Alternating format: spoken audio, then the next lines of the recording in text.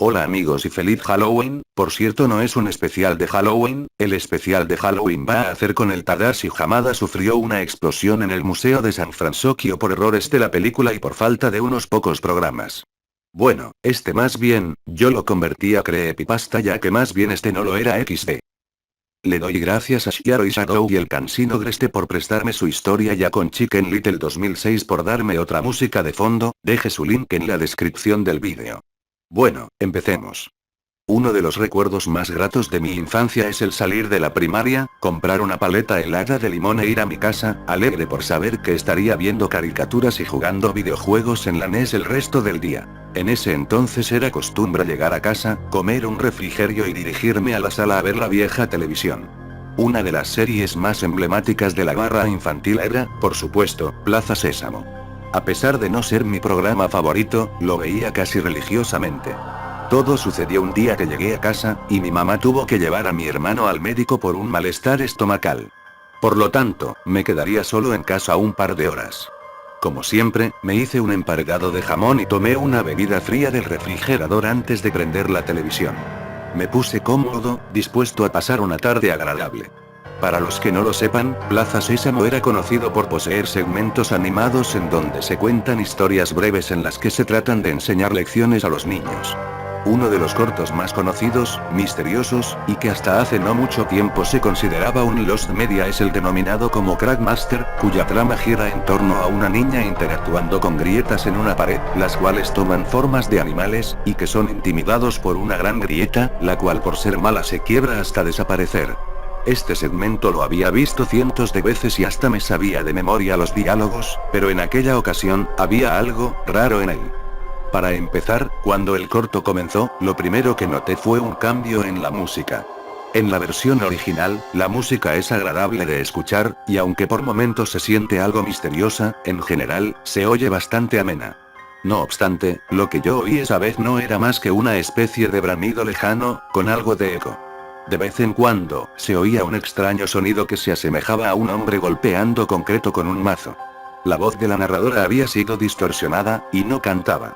Incluso puedo dar por hecho que estaba hablando de una forma robotizada. Comencé a incomodarme con tan solo ver los primeros segundos del metraje, y solo podía preguntarme qué rayos estaba pasando.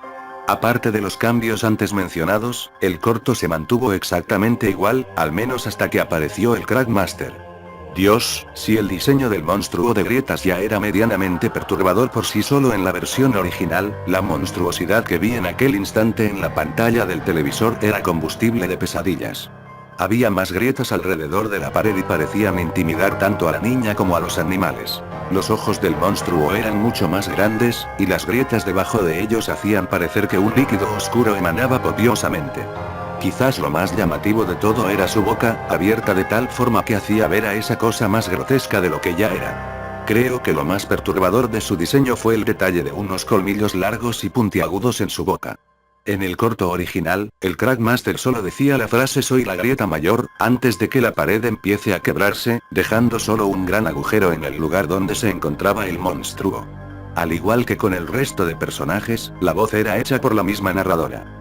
Pero en la versión que yo observé, la voz del Crackmaster era completamente diferente. Muy ronca y gutural, aunque hoy en día prefiero definirla como la voz de un cerdo enorme, tratando de hablar el lenguaje humano. Lo que dijo aquí fue algo parecido a esto: aquí las grietas se comen tus huesos y tu carne. Para entonces, me había quedado inmóvil a raíz de la impresión. En ese instante, la pantalla se puso negra durante algunos segundos antes de regresar a la señal habitual. Si tuviera que describir cómo me sentía con una sola frase, esa sería impactado.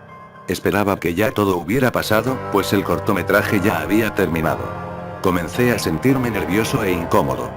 Ya no quería seguir solo, así que tomé el teléfono de la casa y la marqué a un amigo mío que vivía relativamente cerca. Al notarme nervioso, le conté lo que había sucedido. Por supuesto, no me creyó. Dijo que él estaba viendo la televisión junto a sus hermanos, en el mismo canal, y que ni siquiera había aparecido el segmento de las grietas. De todas formas, hablar con él me tranquilizó.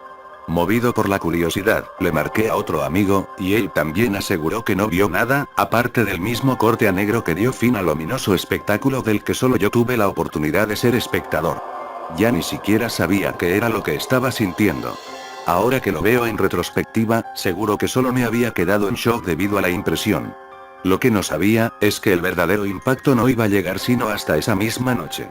Tuve una horrenda pesadilla que aún puedo recordar como si hubiese sido un recuerdo real, en la que yo, desde un extenso llano, veía un cielo nublado, y una tempestad sobrenatural movía violentamente los árboles aledaños.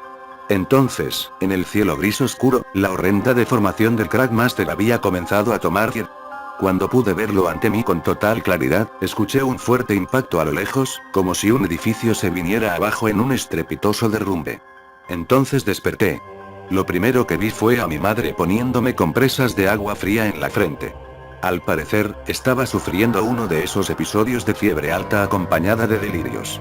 Esto era algo que me solía suceder en noches particularmente frías. Tardé algunos días en recuperarme por completo de la impresión dejada por la experiencia, y terminé olvidando lo sucedido con el paso del tiempo. Fue hasta hace apenas unos meses a la fecha en que escribo esto que el supuesto Lost Media en que se había convertido el corto del Crackmaster surgió en internet. Después de enterarme de la búsqueda y descubrimiento del cortometraje, mis recuerdos regresaron, al igual que las pesadillas.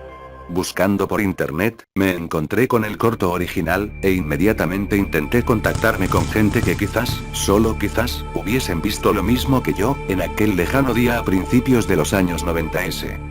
Mi búsqueda resultó infructuosa, y pensé que esto iba a terminar aquí, hasta que recibí una respuesta que llamó mi atención con tan solo leer las primeras líneas de texto. Esta persona, en resumidas cuentas, decía haber vivido en la CDMX por esas mismas fechas, y aseguró haber visto esa versión de Crackmaster, tal y como yo la había descrito. No obstante, a diferencia de mí, este usuario aseguró que el corto estaba en blanco y negro, a pesar de tener un televisor a color.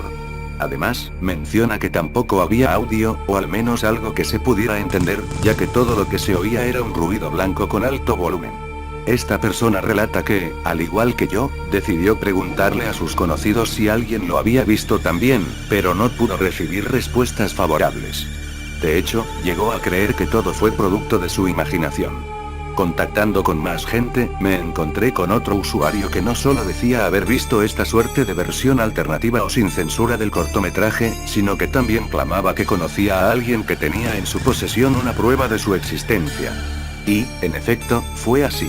La evidencia se trataba de un archivo de imagen, la misma que aparece en la parte superior de este escrito, la cual sería una foto escaneada, tomada directamente al televisor de, probablemente, un aficionado a grabar los programas de diversos canales.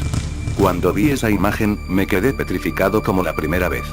Los recuerdos regresaron más claros que antes, y esa voz gutural que salía de la boca del Crackmaster volvió a hacer eco en mi cabeza. Parece que hay más de una persona que asegura haber vivido algo similar, algunos con leves variaciones, pero en general, es la misma cosa, el mismo combustible de pesadillas. Hay varias teorías entre aquellos pocos que pudieron ver esta versión. Desde un extraño tipo de control mental, una simple versión preliminar que tuvo que ser sometida a una censura, hasta un experimento con señales en marcas y modelos específicos de televisores de la época. Inclusive, alguien conjeturó que se trataba más bien de una especie de invasión de la realidad por entidades extradimensionales. Sí, hay algunos usuarios que dejan volar su imaginación. Sea como sea, creo que esto me está afectando más de la cuenta y, en verdad, desearía no haber buscado más información de esto. Desde aquella lejana tarde de los 90s, cada vez que veo algo referente a los cortos animados de Plaza Sésamo, mi corazón se empieza a acelerar, y nuevamente esa terrible voz viene a hacer acto de presencia en mi cabeza, junto con imágenes mentales de esa monstruosidad. Autor. Devoto de Azathoth.